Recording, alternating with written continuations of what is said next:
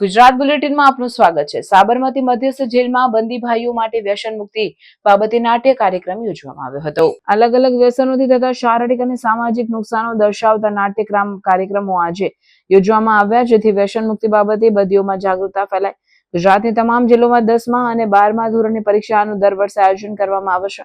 ગત વર્ષે 100% અને આ વર્ષે 68% પરિણામ આવ્યું, જેમાં સાબરમતી મધ્યસ્થ જેલના 150 જેટલા બંદીઓએ પરીક્ષા આપી હતી। પરીક્ષા લગતી તૈયારીઓ માટે બંદીઓને IGNOU અને BAOU બંને શૈક્ષણિક સંસ્થાઓનો સાથ સહકાર મળતો રહ્યો છે। કેદીઓને નવી કળા રોજગારલક્ષી કામો પણ શીખવાડવામાં આવે છે, જેથી તેમની સજા પૂર્ણ થયા બાદ સામાન્ય જીવનમાં રોજગાર મળી રહે। મારું નામ મહેશજી મંગાજી ઠાકોર। મહેશજી, આ 10માના રિઝલ્ટમાં તમે અને તમારા બાળકે બંને 10મું ધોરણ પાસ કર્યું છે। અહીંયા આવ્યા પછી તમને ભણવાનો વિચાર કેવી રીતે આવે અને કેવી રીતે તમે આ સિદ્ધિ મેળવી? મને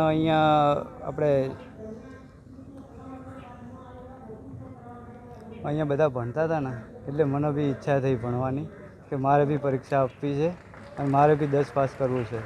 10 પાસમાં તમે કેટલા કુલ ગુણ મેળવ્યા?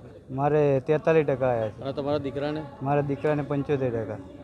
અમદાવાદ સેન્ટ્રલ જેલ ખાતે સમાજમાં જે દૂષણ છે વ્યસન મુક્તિનું, એ બાબતમાં આ વિષય ઉપર એક નાટક યોજવામાં આવેલું છે।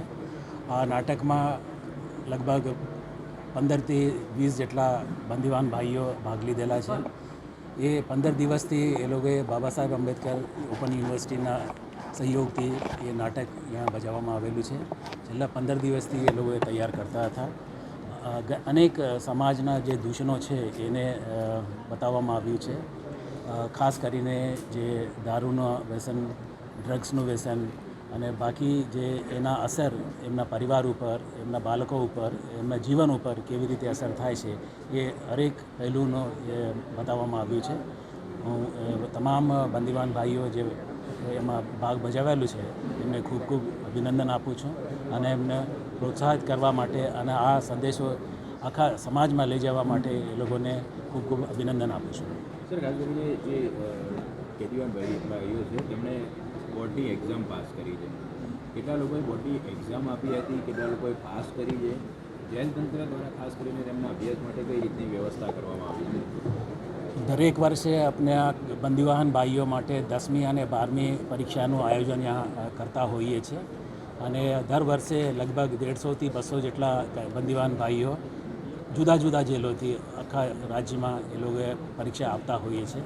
ગયા વખતે અમારા 100% એમના રિઝલ્ટ હતું અને આ વખતે પણ અરાઉન્ડ 80% જેટલા રિઝલ્ટ આવ્યું છે અને અમદાવાદ સેન્ટ્રલ જેલના લગભગ 21 જેટલા કેદી ભાઈઓએ એ 10મી અને 12મી પરીક્ષા પાસ કરેલી છે અને ઓવરઓલ અમારા 68% જેટલો રિઝલ્ટ છે। કઈ રીતની વ્યવસ્થા જેલ તંત્ર દ્વારા તેમના અભ્યાસ માટે? Ambedkar open university, Indira Gandhi national open university અને ખાસ કરીને જે ભણેલા જે કેદી ભાઈઓ છે અમારા જુદા જુદા જેલોમાં, એ લોકોને અમે એક મેન્ટર તરીકે એ લોકોને આઈડેન્ટિફાઈ કરીએ છીએ અને એ બીજા બંદીવાન ભાઈઓને એ લોકો તાલીમ આપે છે અને પરીક્ષામાં ઉત્તીર્ણ થાય એ રીતે એ લોકો પ્રોત્સાહિત કરે છે। ઓકે।